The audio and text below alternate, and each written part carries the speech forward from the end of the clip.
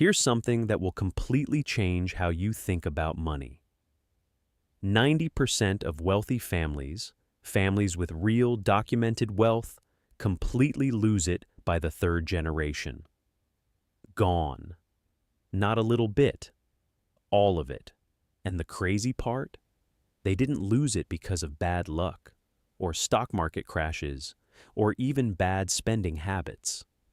They lost it because nobody ever taught them the one thing that matters most when it comes to keeping wealth alive.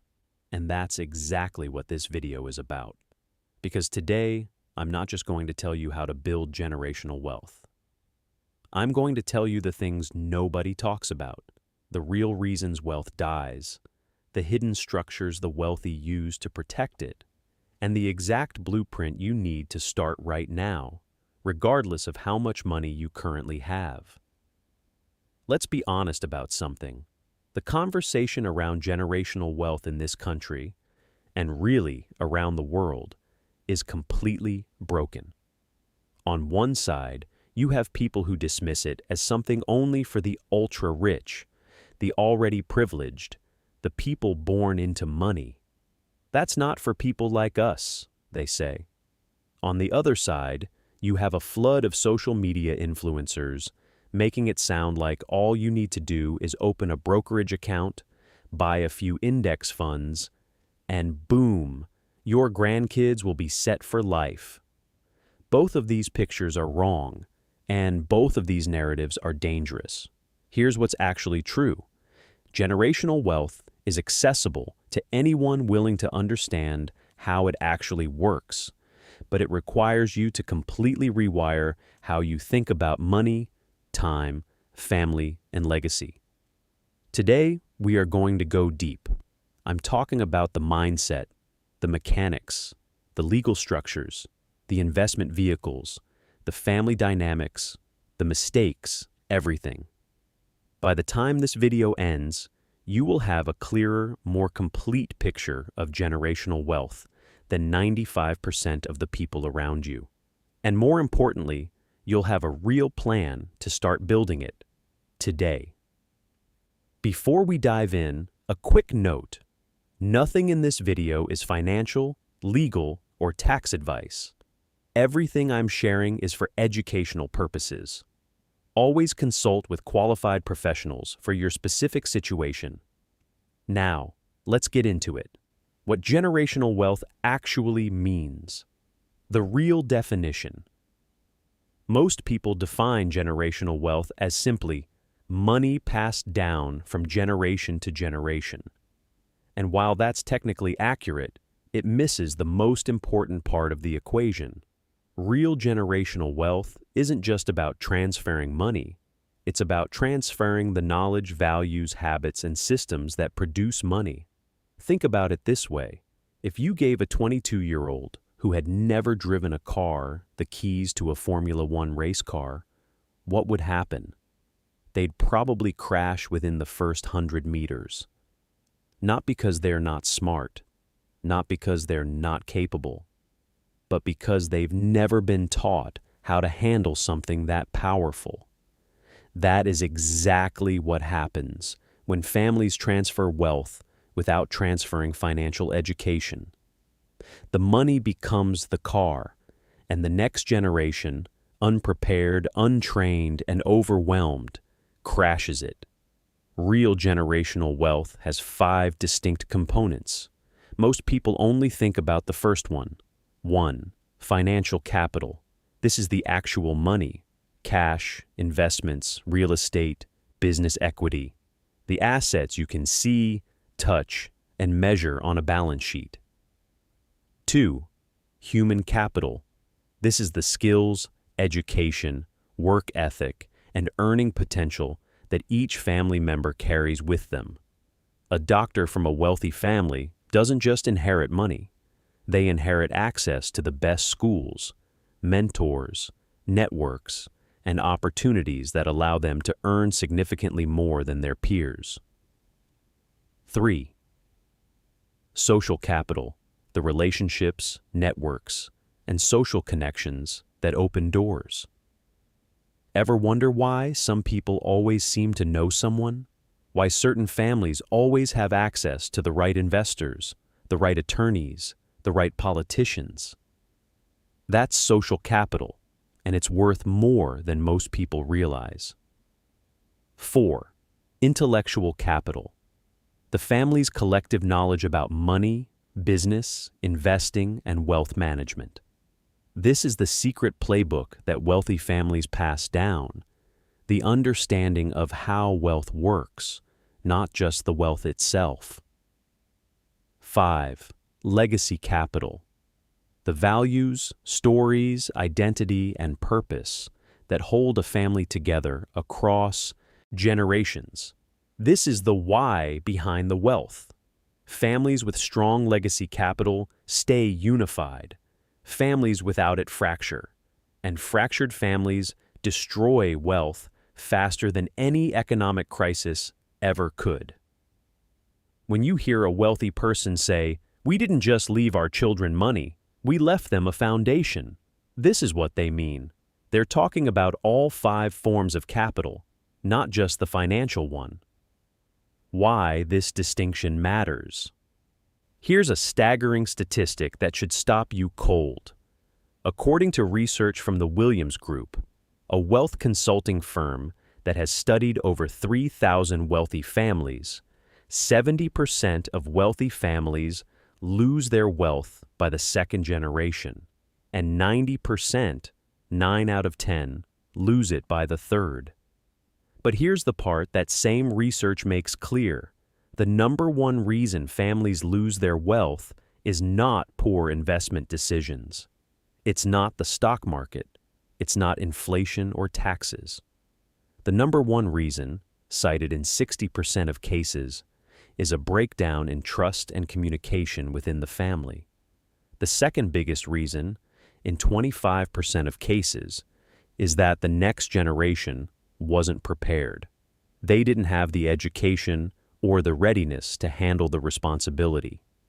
That means 85% of generational wealth failures come down to human problems, not financial problems, human problems. And that is the truth that nobody explains. You cannot build a financial legacy on a broken family foundation. The money and the people have to grow together. That's where we start. The shirt sleeves to shirt sleeves phenomenon. A global problem with a global name. There's a saying in English that goes, shirt sleeves to shirt sleeves in 3 generations. You start with nothing, build wealth, and 3 generations later, you're back to nothing. What's fascinating and deeply revealing is that every culture in the world has a version of this saying. In China, they say, wealth never survives 3 generations.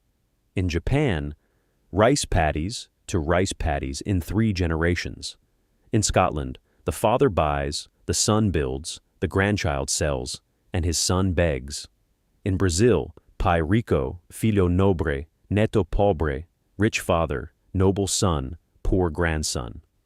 Every civilization, across thousands of years of history, has observed the same pattern. This is not an accident. This is a deeply human phenomenon, and understanding why it happens is the key to breaking the cycle. Generation 1, the builder. Generation 1 is typically the person who builds the wealth from scratch, or at least significantly grows what was passed to them. They are motivated by necessity and survival. They know what it's like to have nothing. They are disciplined, frugal, hard-working, and laser-focused on building security. They live the lessons of wealth building, the 5 a.m. wake-ups, the sacrifices, the risks, the failures and comebacks. They don't need a book to teach them financial discipline. They earned it through lived experience. Generation 2. The consolidator, Generation 2, grows up watching their parents work hard, sacrifice, and build. They appreciate it. They often help. They see the struggle, even if they don't fully live it themselves. They're motivated, but with a slightly softer edge. They take what their parents built and try to maintain or grow it. But here's where the cracks begin. Generation 2 usually didn't live in poverty. They don't have the visceral gut-level fear of financial ruin that their parents had. Their discipline is more intellectual than emotional. They manage the wealth, but they didn't build it from nothing, and that makes a difference in how they handle it. Generation 3. The inheritor. Generation 3 is the dangerous one, and I say dangerous with compassion because it's not their fault, it's a structural problem. They grow up with everything. They have no memory of struggle. They've been surrounded by abundance their entire lives, so abundance feels normal, not like a privilege, like an entitlement. The discipline that made Grandma and Grandpa wealthy seems unnecessary to them. Why do I need to be so careful? We have plenty. The frugality seems excessive. The long-term thinking feels abstract. And then, often quietly, sometimes dramatically, the wealth disappears. The 3 mechanisms of wealth destruction. There are 3 specific mechanisms by which most family wealth gets destroyed. Understanding these is half the battle. Mechanism 1. Lifestyle creep without income growth. As wealth grows across generations, so does spending. Each generation tends to live more lavishly than the last, which is understandable. They're surrounded by more. The problem comes when the spending grows faster than the investments.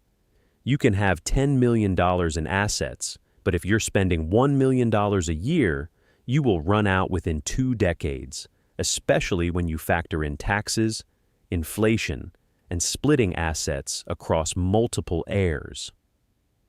Mechanism 2. Division without strategy. When wealthy parents die and leave their estate to multiple children, the wealth gets divided. Then those children leave it to their children, divided again, and again, and again. What was once $5 million becomes 20 different inheritances of $250,000 each within 2 generations. Without a unifying strategy, a family office, a trust structure, a clear investment mandate, division destroys the scale that made the wealth powerful in the first place. Mechanism 3. Absence of financial education. And here's the most brutal one. Children who inherit significant wealth without the financial literacy to manage it are almost guaranteed to make catastrophic mistakes. Not because they're irresponsible, but because they were never taught. Nobody sat them down and explained compound interest, tax liability, asset allocation, or the difference between an asset and a liability. And in the absence of that education, human nature takes over. Spending feels good, saving feels boring, and the money disappears. Breaking this cycle requires intentional, deliberate action across multiple fronts simultaneously, and that is what the next section of this video is entirely about. Pillar 1. Financial education, the non-negotiable foundation. The wealth you can't see, but can't live without. If you could only pass one thing down to your children, not money, not real estate, not a business, but one thing that would guarantee they build and maintain wealth on their own, what would it be? Financial education. Every time. Because here's the truth. A financially literate person with no money will eventually accumulate wealth. But a financially illiterate person with lots of money will almost certainly lose it. Financial education is the foundation upon which everything else is built. Without it, all the other pillars crumble. What financial education actually includes. Financial education is not just knowing how to balance a checkbook or avoid credit card debt. That's financial basics. Important, yes, but just the starting point. Real financial education covers 1. Understanding the difference between assets and liabilities. Robert Kiyosaki famously put it simply: an asset puts money in your pocket. A liability takes money out. Your car is a liability. It depreciates and costs you money. A rental property is an asset. It generates income. Most people spend their lives accumulating liabilities and wondering why they never feel wealthy. 2. Understanding how compound interest works and using it intentionally. Einstein allegedly called compound interest the eighth wonder of the world. Whether he actually said it or not, the math backs it up. If you invest $10,000 at age 25 at an average annual return of 10%, by the time you're 65, you'll have over $450,000 without adding another dollar. That same $10,000 invested at 45 grows to just over $67,000 by age 65. The only difference? Time. Financial education teaches you to start early and never stop. 3. Understanding taxation. This is where the wealthy fundamentally differ from the middle class. The wealthy don't just earn money. They understand how their money is taxed, and they structure everything to minimize that tax burden legally. Capital gains versus ordinary income, depreciation, tax loss harvesting, qualified opportunity zones, Roth conversions. These are not exotic concepts. They are tools available to anyone who takes the time to understand them. And we'll cover these in depth in Pillar 5. 4. Understanding cash flow versus net worth.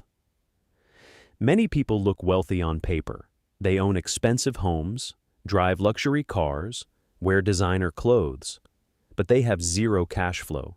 Their net worth is tied up in illiquid assets, and their monthly income barely covers their expenses. Real wealth isn't about how much you own. It's about how much of what you own is working for you every single month. 5. Understanding risk, diversification, and long-term investing. Fear and greed are the two biggest destroyers of investment returns. Financial education teaches you to ignore short-term market noise, stick to a long-term plan, and diversify intelligently across asset classes so that no single bad event can wipe out your entire wealth. How to pass financial education. Down now. Here's where it gets practical. You can't just hand your kid a copy of The Wealthy Barber and call it done. Financial education has to be woven into the fabric of your family life. Start early. Children as young as 5 and 6 can understand the concept of saving versus spending. Give them 3 jars. 1 for spending, 1 for saving, 1 for giving. Make the lesson physical and tangible. Let them feel the satisfaction of watching their savings jar grow. Include them in real financial conversations. Not the anxiety-inducing ones, but the intentional ones. We're saving up for a family vacation this year. Here's how much we need, and here's our plan. We just made this investment. Here's why and how it works. Let them see that money is not a mystery or a source of shame. It's a tool, and tools have to be learned. Teach through experience, not just theory. Give teenagers a small investment account and let them make real, small-stakes decisions. Let them experience the nervousness of seeing a stock drop, the excitement of watching it recover. Experience is a better teacher than any book. Model the behaviors you want to pass down. Children watch everything. If they see you spending impulsively, living paycheck to paycheck, and never talking about money, that will be their financial default. If they see you investing intentionally, discussing financial goals openly, and making thoughtful decisions, that becomes their normal too. Family meetings about finances, quarterly or even annually, where the family discusses investments, goals, and financial progress, are one of the most powerful tools wealthy families use to ensure continuity. You don't need a family office or a trust fund to have a family financial meeting. You just need the discipline to do it. Pillar 2. Real estate, the oldest wealth builder in human history. Why the wealthy love real estate? There's a reason that throughout all of human history, from ancient Rome to modern-day Manhattan, land and real estate have been at the center of generational wealth. And it's not just because property values go up over time, though they do. It's because real estate is the only asset class that simultaneously does 5 wealth-building things at once. Let me break those 5 down. 1. Cash flow. When you own a rental property that generates more income than its expenses, you have positive cash flow. Every month, that property puts money in your pocket, whether you work that day or not. This is passive income at its most basic and most powerful form. A well-structured rental portfolio can eventually replace your entire salary, giving you time, which is the most precious non-renewable resource you have. 2. Appreciation. Over the long term, despite short-term fluctuations, real estate appreciates in value. The median U.S. home price in 1970 was approximately $23,000. Today it's over $400,000. That's not magic. That's time, population growth, and the finite supply of land. Buy and hold is one of the most powerful strategies in real estate, and one of the most underused because humans are impatient. 3. Mortgage paydown, equity building. When you own a rental property, your tenants are effectively paying down your mortgage. Every month, a portion of that payment reduces your debt and increases your equity, your actual ownership stake in the property. Over 30 years, a property that started with $50,000 of equity can have $300,000 plus of paid-off equity, without you contributing a single additional dollar beyond the down payment. 4. Tax benefits. This is where real estate becomes extraordinary. The IRS gives real estate investors a menu of tax advantages that are simply not available to W-2 employees. Depreciation allows you to deduct a portion of your property's value as an expense every year, even if the property is actually appreciating in value. The 1031 exchange allows you to sell one investment property and roll all the proceeds into a bigger one, deferring capital gains taxes indefinitely. Mortgage interest is deductible. Property taxes are deductible. Repairs are deductible. For a rental property investor, the tax code is an enormous advantage. 5. Leverage in the stock market. If you have $50,000 to invest, you buy $50,000 worth of stocks. In real estate, if you have $50,000, you can use that as a down payment and control a $250,000 property with someone else's money, the bank's.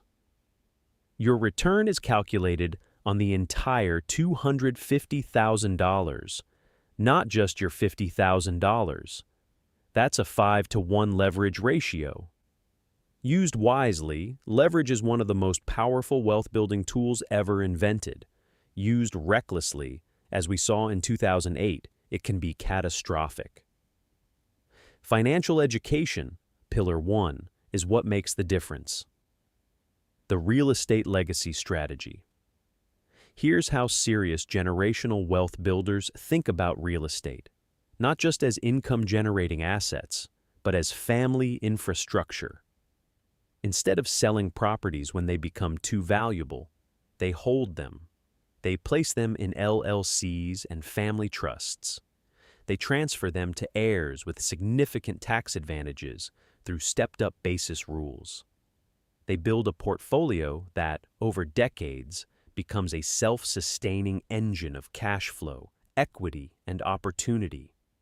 A family that buys 2 rental properties in their 30s, uses the income to buy 2 more in their 40s, and continues compounding, will have a portfolio worth several $1,000,000 by the time their children are adults. And if those children understand Pillar 1, financial education, they will know exactly how to manage, maintain, and grow that portfolio for the next generation. Getting started in real estate. You don't need to be a millionaire to start in real estate. House hacking, buying a duplex, triplex, or small multifamily property, living in one unit and renting out the others, is one of the most accessible and powerful entry points. Your tenants help pay your mortgage. You build equity. You gain landlord experience. And you do it all with a relatively small down payment, thanks to FHA loans that allow as little as 3.5% down for owner-occupied properties. You can also start with REITs, real estate investment trusts, which allow you to invest in real estate portfolios through the stock market with as little as a few $100s. REITs won't give you the same tax advantages as direct ownership, but they will give you exposure to real estate's appreciation and income generation potential while you build capital for direct investment. Pillar 3. Business ownership and equity, where real wealth is created. Why business is the fastest path to wealth. Let me be very direct about something. If you study the Forbes 400, the 400 wealthiest people in America, the vast majority of them did not get there through a salary or even through real estate alone. They got there through equity ownership in businesses. Jeff Bezos didn't get rich because Amazon paid him a good salary. He got rich because he owned a meaningful stake in a company that grew into one of the most valuable entities in human history. That's equity. That's ownership. Now, you are probably not going to build the next Amazon, but that's not the point. The point is that the principles of business ownership, building equity, creating scalable income, generating cash flow that doesn't require your constant presence, these are available to anyone who decides to build and own something. The employee versus owner equation. Here's the most important financial concept most schools never teach. When you work for someone else as an employee, there is a ceiling on your income. Your time is finite. There are only 24 hours in a day. And you are paid for your time, not for the value you create. Your employer captures the excess value you create above your salary. That's the business model. When you own a business, you capture that excess value yourself. You build systems, processes, and teams that generate revenue beyond what your own personal time can produce. And over time, if you build it right, you create an entity that has value independent of you, something that can be sold, passed down, or continue generating income, even if you're not showing up every day. That is leverage, that is scale, and that is the secret to how business owners build wealth at a pace that employees rarely can. The spectrum of business ownership. Business ownership doesn't have to mean starting a tech company or opening a franchise. There is a wide spectrum of business models that can generate significant wealth, and the right one for you depends on your skills, interests, capital, and risk tolerance. Service.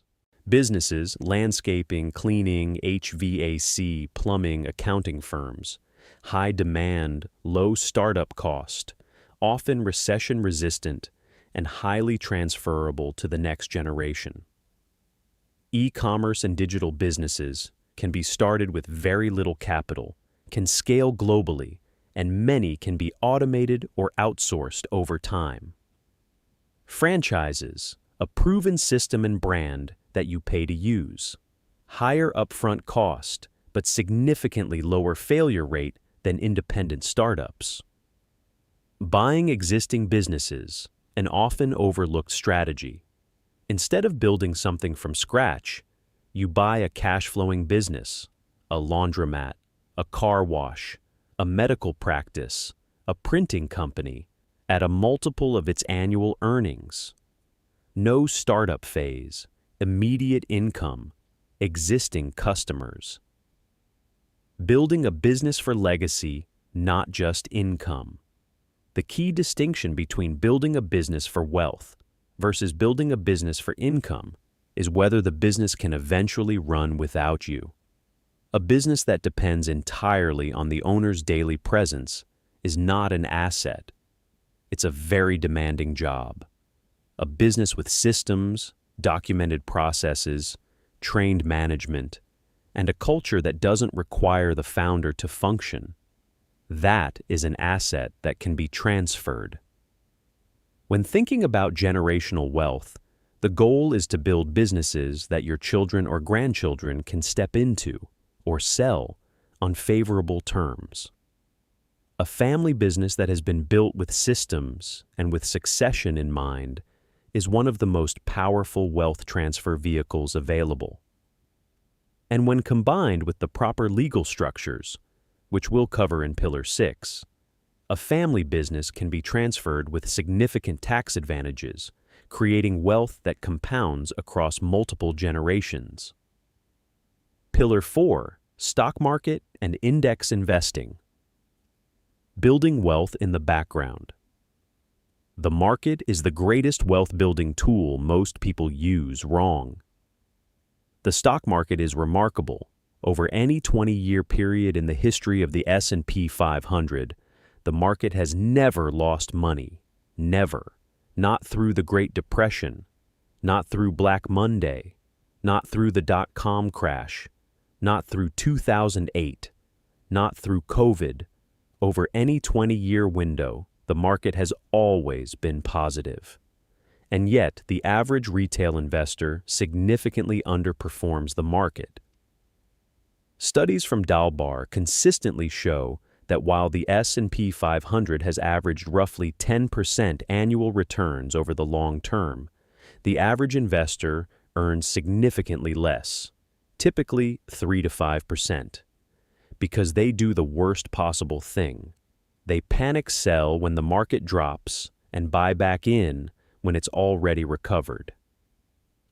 Understanding this difference between what the market offers and what most investors actually capture is one of the most important pieces of financial knowledge you can have. The case for index funds. The simplest, most evidence-backed strategy for long-term wealth building in the stock market is also the most boring. Buy and hold low-cost broad market index funds. An index fund doesn't try to beat the market. It simply tracks the market. Holding small pieces of every company in an index like the S&P 500. Because it's not actively managed, its fees are incredibly low, often less than 0.1% per year, compared to 1 to 2% or more for actively managed funds. And study after study has shown that over the long term, these passively managed index funds outperform the vast majority of active fund managers. This is not a fringe view.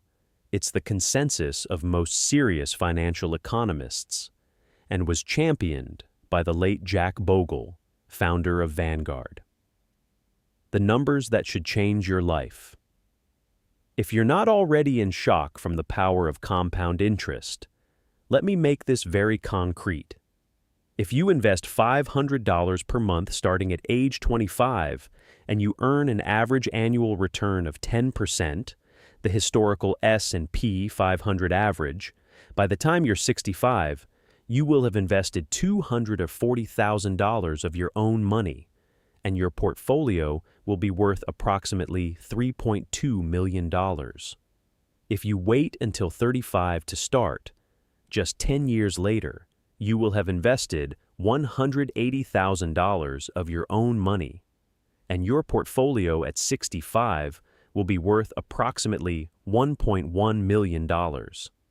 You invested $60,000 less and ended up with $2.1 million less. That difference, $2.1 million, is the cost of a 10-year delay.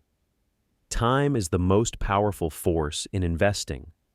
Starting is more important than the amount. Starting is more important than picking the right fund. Starting today beats waiting for the perfect moment every single time. Investing for generational wealth. When building for generational wealth specifically, your investment strategy should shift from a save for retirement mentality to a build permanent capital mentality. This means investing in tax-advantaged accounts, Roth IRAs, which grow tax-free and have no required minimum distributions, 401ks, HSAs, health savings accounts, which are triple tax-advantaged. Custodial investment accounts for your children. Starting a Roth IRA or a UGMA account for a child early means decades of compound growth before they even reach adulthood. Never touching the principal.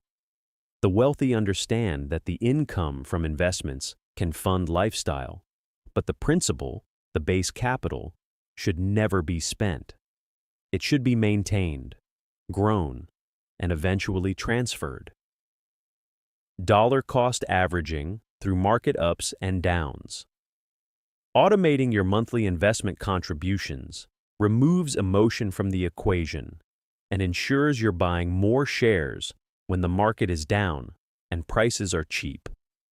All right, I want to make sure you're still with me, because what's coming next is the section most financial educators completely skip. We've talked about building wealth. Now let's talk about keeping it. And this is where the wealthy are playing a completely different game than everyone else. Don't go anywhere.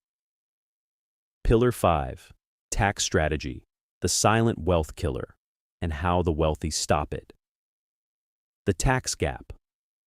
Nobody talks about. Here's a number that should make you uncomfortable. The average American worker pays approximately 25 to 35% of their income in federal and state taxes. That's before you factor in sales taxes, property taxes, and all the other ways governments extract wealth. The average billionaire, according to multiple analyses of public records and tax data, pays an effective tax rate of approximately 8 to 15%. Sometimes lower. Now, before you get outraged, this is not about corruption or criminality in most cases. It's about financial education. Wealthy individuals and families hire expert tax attorneys, CPAs, and financial advisors whose sole job is to legally minimize their tax liability. They use tools and strategies that are available to anyone, but that most people have never heard of. Let's walk through the most important ones. Tax strategy. Number 1, capital gains versus ordinary income. The single biggest tax advantage available to investors is the preferential tax rate on long-term capital gains.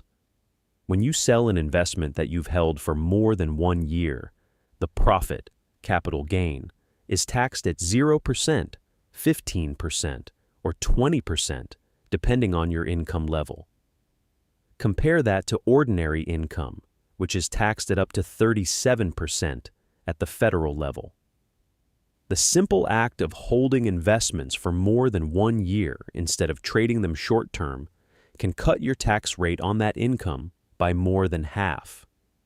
This is why wealthy investors rarely sell, and why buy and hold is not just a growth strategy, but a tax strategy.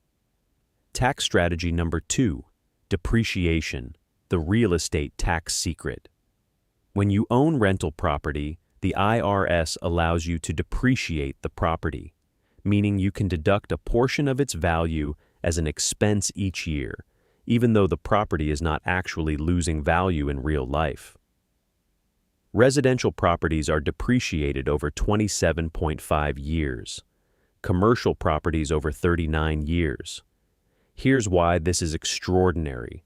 You can literally own a property that is cash flow positive, putting money in your pocket every month, while also reporting a tax loss on paper because of depreciation.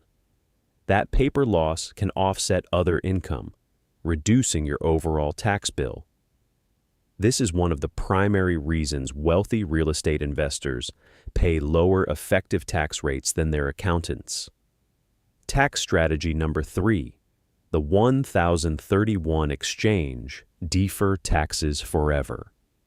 Under Section 1031 of the U.S. Tax Code, when you sell an investment property, you can defer all capital gains taxes indefinitely by rolling the proceeds into a like-kind property within specific time limits.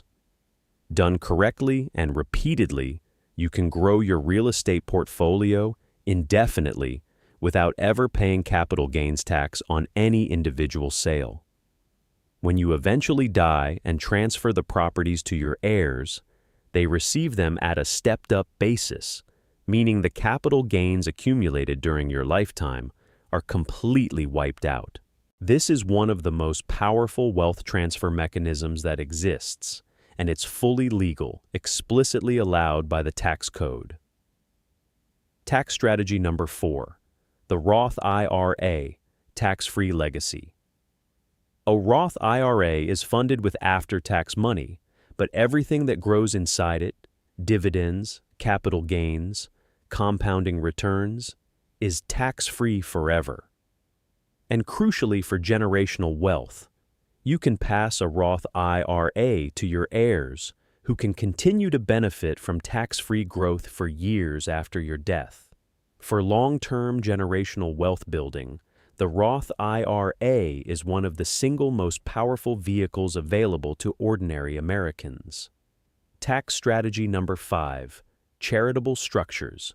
Donor-advised funds, DAFs, charitable remainder trusts, CRTs, and family foundations allow wealthy families to make charitable contributions, receive significant tax deductions, and retain meaningful influence over how those charitable assets are invested and distributed. These structures are not just for the ultra-wealthy.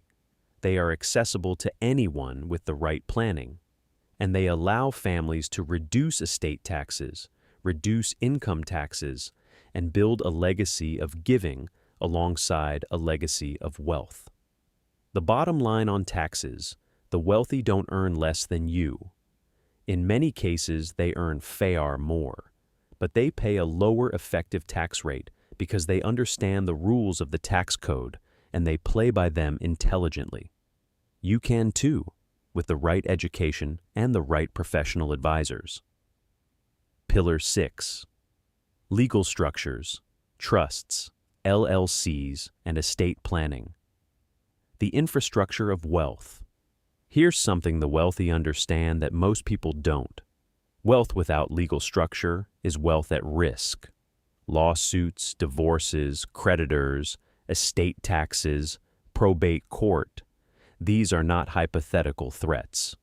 They are real, documented mechanisms by which wealth gets stripped away from families every single year. Legal structures are the armor that protects your wealth, and they are available to anyone, but they require intentionality and professional guidance to set up correctly. Tool number 1, the LLC, Limited Liability Company.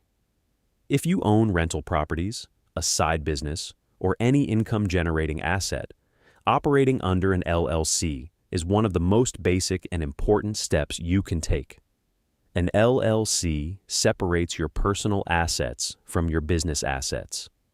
If someone sues your rental property LLC, and wins, they can potentially take the property, but they cannot touch your personal bank accounts, your home, your car, or your other investments. That separation, that corporate veil, is protection. Many real estate investors own each property in a separate LLC and then own all those LLCs through a holding company, creating layer upon layer of liability protection. This structure is standard practice for serious real estate investors and business owners. Tool number 2, the revocable living trust. Most people think about trusts as something only the ultra-rich use. Wrong. A revocable living trust is a foundational estate planning tool that anyone with meaningful assets should have. Here's why it matters. When you die without a trust, your assets go through probate, a public legal process by which a court distributes your estate. Probate is slow, often taking 1 to 3 years, expensive. Court fees and attorney fees can consume 3 to 7% of the estate's value, and public, anyone can look up what you owned and who you left it to. A living trust bypasses probate entirely. Your assets transfer immediately to your designated beneficiaries, privately, without court involvement. For generational wealth purposes, a trust also gives you control from beyond the grave. You can specify, my child receives this money at age 30, not age 18. My grandchild receives a distribution for education, but only for education. The investment portfolio must remain intact for 20 years. You can embed your values, your wisdom, and your intentions into the legal document that governs your wealth after you're gone. Tool number 3, the Irrevocable Life Insurance Trust, ILIT. Life insurance proceeds are generally income tax-free when paid to beneficiaries, but if you own the policy when you die, the death benefit may be included in your taxable estate, potentially subject to estate taxes of up to 40%. An irrevocable life insurance trust, ILIT, is set up to own the policy instead of you, removing it from your taxable estate while still allowing the death benefit to pass tax efficiently to your heirs. For families with significant wealth, this strategy can save millions in estate taxes. Tool number 4, the Dynasty Trust. A dynasty trust is exactly what it sounds like, a trust designed to hold and grow wealth across multiple generations, sometimes for 100 years or more. Unlike standard trusts that must eventually be distributed, a dynasty trust can hold assets indefinitely, protecting them from estate taxes, divorces, creditors, and beneficiaries' poor financial decisions, generation after generation. Currently, many U.S. states allow dynasty trusts to last indefinitely. South Dakota, Nevada, and Delaware are particularly favorable jurisdictions. Families who establish dynasty trusts are building literal 100-year wealth vehicles, structures that can compound and protect wealth long after any individual family member is gone. The critical role of a team of advisors. Let me be very clear, you should not attempt to build these structures yourself. The legal structures of generational wealth require a team of professionals working together, an estate planning attorney, a CPA with experience in wealth management, a financial advisor with generational planning expertise, and potentially a family wealth consultant. This team is not a luxury for the super rich. It is an essential investment for anyone serious about building and protecting multi-generational wealth. The cost of setting up these structures correctly is a fraction of the cost of not having them. Pillar 7. Life insurance, the misunderstood wealth transfer tool. Why the wealthy use life insurance differently. Most people think of life insurance as a safety net, something that pays out if you die unexpectedly to protect your family from financial ruin. And that is absolutely one of its functions. But wealthy families use certain types of life insurance in a completely different way, as a wealth building, wealth transfer, and tax minimization tool. The key is understanding the difference between term life insurance and permanent life insurance, specifically whole life and indexed universal life, or IUL. Term life insurance is simple. You pay premiums for a set period, and if you die during that term, your beneficiaries receive the death benefit. It is pure protection, no cash value, no investment component, very low cost. For most people in their wealth-building years, term life insurance is the right foundation, pure, affordable protection. Permanent life insurance, specifically whole life and IUL, is a different animal entirely. These policies have two components: the death benefit and a cash value component that grows over time. This cash value is tax deferred. It grows without triggering annual tax liability. Accessible. You can borrow against it tax-free during your lifetime. Protected from creditors. In many states, life insurance cash value is protected from lawsuits and bankruptcy proceedings. A guaranteed death benefit, unlike a brokerage account that could theoretically go to zero, a properly structured whole life policy guarantees a death benefit regardless of market conditions. The infinite banking concept. One strategy used by wealthy families is called the infinite banking concept, IBC, developed by financial author Nelson Nash. The basic idea: you overfund a specially designed whole life insurance policy, building up significant cash value quickly. You then borrow against that cash value, not withdraw, to fund investments, business opportunities, or purchases. Because it's a loan, not a withdrawal, it's not taxable. And while you pay yourself back with interest, the full cash value in the policy continues to grow as if the loan never happened. You essentially become your own bank, recapturing the interest you would otherwise pay to financial institutions. This strategy has passionate advocates and vocal critics, and it is not right for everyone. It is complex, requires significant premium commitment, and needs the guidance of an expert who specializes in this area. But understanding it exists, and that wealthy families use it, is part of becoming financially educated. Life insurance as an estate equalization tool. Here's a less discussed but very practical use of life insurance in generational wealth planning. Imagine you have 3 children. You own a family business worth $3 million, and you want to leave it to the child who works in the business. But you also want to be fair to your other 2 children. If you simply leave the business to one child, the others receive nothing. Or you have to divide a business that shouldn't be divided. Life insurance can be the equalizer. A $2 million life insurance policy, split between the other 2 children, allows you to leave the business intact to one heir, while ensuring all 3 children are treated equitably. This is estate planning at a high level, and it requires exactly the kind of intentional professional planning that separates families who sustain wealth from those who watch it evaporate in family conflict. Teaching your children about money. Raising wealthy thinkers. The most important inheritance you can give. We've covered the financial mechanics of generational wealth. Now let's talk about the human side, because without this, everything else fails.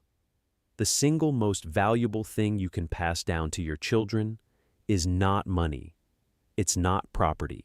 It's not a business.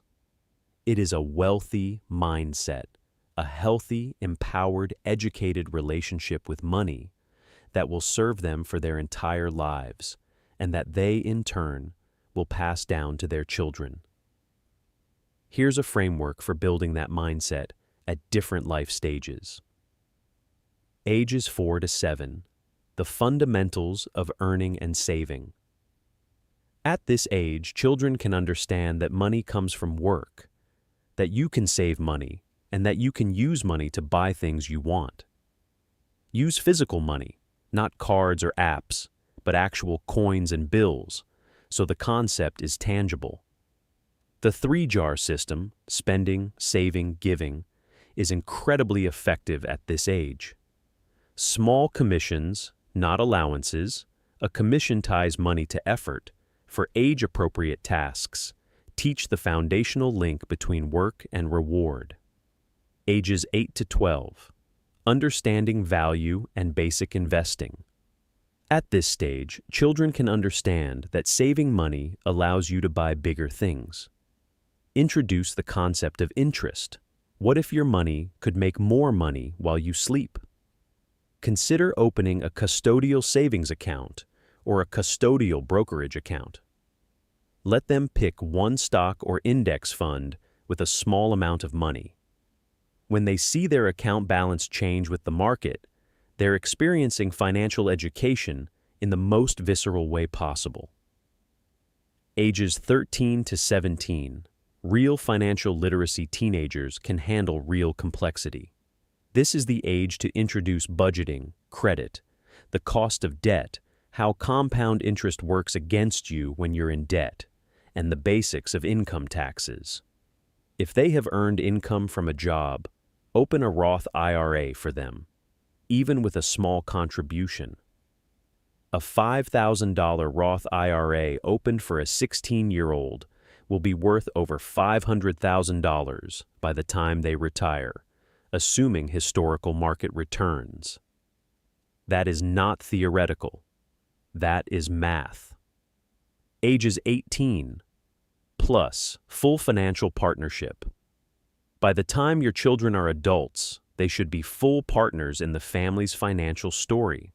Include them in conversations about the family's investments, properties, and business interests.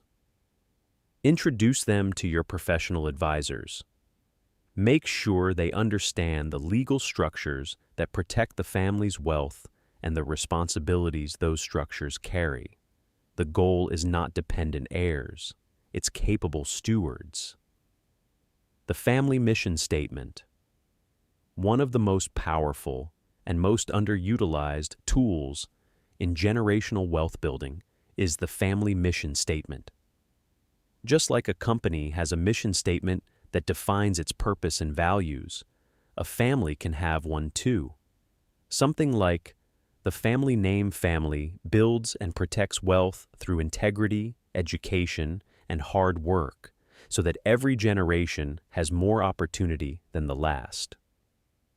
That shared sense of purpose is what keeps families unified across generations. It's what transforms wealth from a collection of assets into a living legacy. Let's talk about what actually kills it. We've spent a lot of time talking about how to build generational wealth. Now I want to spend some time on the other side of the equation, the mistakes that destroy it, because knowing what to avoid is just as important as knowing what to do. Mistake number 1, no estate plan. This is the most common and most devastating mistake. Every year, families lose enormous amounts of wealth simply because a parent died without a will or trust in place. When you die intestate, without a will, the government decides how your assets are distributed, according to a formula that may have nothing to do with your wishes. Probate can take years, cost tens of thousands of dollars, and tear families apart in the process. Having a basic estate plan, a will, a revocable living trust, beneficiary designations on all accounts, is one of the most important financial acts you can take. And yet, surveys consistently show that more than 50% of American adults have no estate plan. This is a crisis that destroys generational wealth quietly, year after year. Mistake number 2, lifestyle inflation. That outpaces wealth. Growth. As income grows, spending tends to grow with it, often faster. This is called lifestyle inflation, and it is the silent killer of wealth building. A family that earns $200,000 per year and spends $195,000 is building no wealth, regardless of their income. The percentage of income that you save and invest is the single most important variable in your wealth-building equation. The wealthy are not wealthy because they earn more.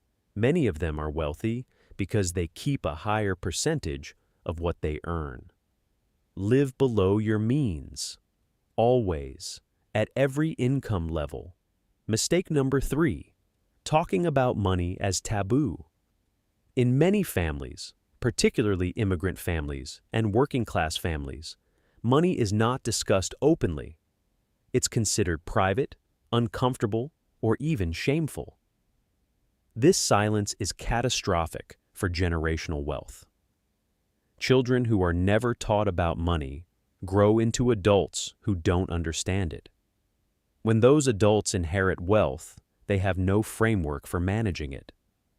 Breaking the silence, making money a normal, comfortable topic in your household, is one of the most important cultural shifts a family can make.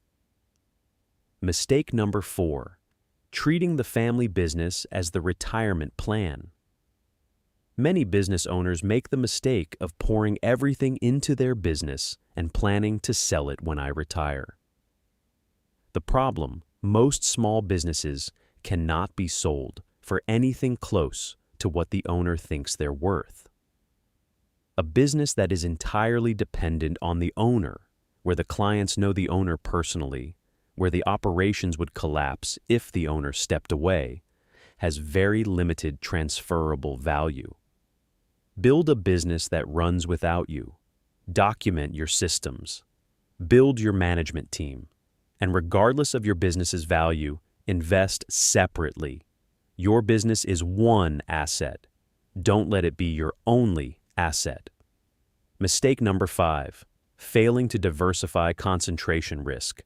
Having too much of your wealth in any single asset, stock, or industry is one of the most dangerous risks in wealth management. We've seen it destroy fortunes over and over. Families with all their wealth in one real estate market that collapses. Employees with most of their retirement savings in their company's stock, who lose everything when that company fails. Entrepreneurs who plow every dollar back into their business and then watch it go under. True diversification across asset classes, geographies, industries, and currencies is the fundamental risk management strategy of generational wealth. Mistake number 6, not preparing heirs. We've already touched on this, but it deserves its own spot on this list because it is so common and so destructive. Leaving wealth to unprepared heirs is not generosity, it's a liability. Studies show that sudden inheritance can actually damage the psychological and financial well-being of heirs who were not raised with the tools to manage it responsibly. Prepare your children, involve them, educate them, give them graduated responsibility. The goal is not to shield them from the reality of wealth and then hand it to them at 25. The goal is to raise people who are genuinely ready for the responsibility. Mistake number 7, ignoring the impact of divorce on wealth. Divorce is one of the leading destroyers of generational wealth, particularly in families without proper legal protections.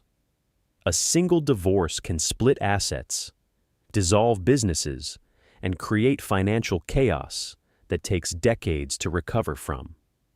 Prenuptial agreements are not unromantic. They are responsible, legal tools for protecting family wealth. Trusts, properly structured, can also protect assets from divorce proceedings. These are not pleasant topics, but they are necessary ones. Mistake number 8, short-term thinking. The most dangerous mindset in generational wealth building is the belief that every decision has to pay off now. Real generational wealth is built on decisions that may not pay off for 10, 20, or 30 years. The family that buys a piece of land in a developing neighborhood when it's cheap and holds it for 25 years, that family builds wealth. The family that refuses to invest in an education trust for their grandchild because that won't help us today, that family stays stuck. Generational wealth requires the ability to think across time horizons that extend beyond a single lifetime. Plant trees whose shade you may never sit under. That is the fundamental mindset of a wealth builder. Your 10-year generational wealth blueprint. Here's your plan. Everything we've covered today exists on a spectrum of complexity. You don't have to do all of it at once, but you do need to start. Here is a realistic, actionable 10-year blueprint that anyone can begin today, regardless of income level. Year 1 to 2, foundation building. Get your basic estate plan in place, a will, a healthcare directive, and a durable power of attorney at minimum. If you have significant assets, add a revocable living trust. Update all beneficiary designations on your life insurance policies, retirement accounts, and bank accounts. This single step can override even the most carefully written will, and most people haven't done it. Open a Roth IRA if you don't have one. Contribute whatever you can. Even $50 a month matters because of compounding. Start having honest, open conversations about money with your partner and your children. Break the taboo. Create a family culture where money is a normal topic. Set up an emergency fund, 3 to 6 months of expenses in a high-yield savings account. You cannot build wealth without financial stability as your base. Year 3 to 4. Building your first asset. Work toward purchasing your first income-generating real estate asset, even if it starts with house hacking. The goal is to have at least one asset that generates income independent of your salary. Start investing consistently in low-cost index funds, ideally automating a fixed monthly contribution so it happens without requiring willpower. Form an LLC if you have a side business or rental property. Protect your assets from liability. Increase your financial education. Read the classics, The Millionaire Next Door, Rich Dad, Poor Dad, The Psychology of Money, Die with Zero. Listen to quality finance podcasts, and if possible, engage a qualified financial advisor. Year 5 to 7, scaling and diversifying. Expand your real estate portfolio, using the equity from your first property to fund your second or third. If you have a business, begin systemizing it, documenting processes, building management, removing yourself from daily operations. Engage an estate planning attorney and CPA to review your full financial picture and begin building the more sophisticated structures, trusts, tax optimization strategies, charitable vehicles. Open custodial investment accounts or Roth IRAs for your children. Start building their financial future alongside your own. Review and increase your life insurance coverage to match your growing assets and obligations. Year 8 to 10, institutionalizing the legacy. Begin creating your family wealth document, a written record of your financial philosophy, investment approach, family values, and instructions for future generations. This does not have to be a legal document. It can be a letter, a video recording, or a simple document you update annually. Establish formal family meetings to discuss finances, investments, and goals collectively. Consult with an advisor about dynasty trust options if your wealth has grown significantly. Begin actively mentoring and preparing the next generation, not just by telling them, but by giving them real responsibility, real access, and real ownership stakes in the family's financial life. By year 10, if you have followed even a portion of this blueprint, if you own real estate that generates income, if you have a growing investment portfolio, if your family is financially educated, and if your estate plan is in place, you have done something that the vast majority of families never do. You have built a real foundation for generational wealth. The truth plainly stated. Here is the truth about generational wealth. The one thing I want you to take away from everything we've covered today. Building generational wealth is not about being lucky. It's not about being born rich. It is not about earning a six-figure salary. It is about making a decision, a clear, deliberate, non-negotiable decision that your family story is going to be different, that the cycle stops with you, that the next generation will start from a higher platform than you did. And then backing that decision up with knowledge, action, and patience compounded over time. You have the knowledge now. The information in this video represents concepts that most people, even most wealthy people, never fully understand or articulate. You now know about the 5 forms of generational capital. You know why 90% of family wealth disappears by the 3rd generation. You know about the 7 pillars: education, real estate, business ownership, stock market investing, tax strategy, legal structures, and life insurance. You know the 8 mistakes that destroy wealth and how to avoid them. And you have a 10-year blueprint to start. The only thing missing is your decision to act. The best time to plant a tree was 20 years ago. The second best time is today. Start your estate plan. Open that investment account. Have that conversation with your children. Call that financial advisor. Make the decision that changes your family's trajectory, not just for your lifetime, but for the lifetimes of people you will never meet, who will one day look back and be grateful that you made that decision today. That is generational wealth. That is legacy. And it starts right here, right now, with you. If this video gave you value, and I genuinely hope it did, please hit that like button. It helps more people find this content.